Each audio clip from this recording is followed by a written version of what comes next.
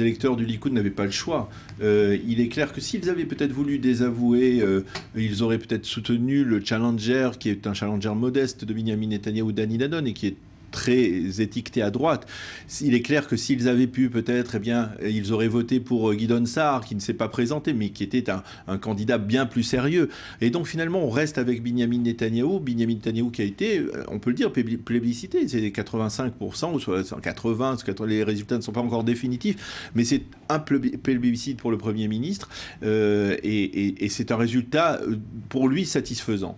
Alors pour le moment, un tiers des bulletins ont été dépouillés et ce qui est très probable, c'est l'éviction de Moshe Feiglin, cette figure de la droite dure israélienne. Alors, et ça aussi, c'est un résultat très satisfaisant, très encourageant pour Binyamin Netanyahou. Cela renforce la disparition, le retrait de Moshe Feiglin de la liste électorale du Likoud, si elle est confirmée, parce qu'effectivement, ce ne sont que des résultats partiels.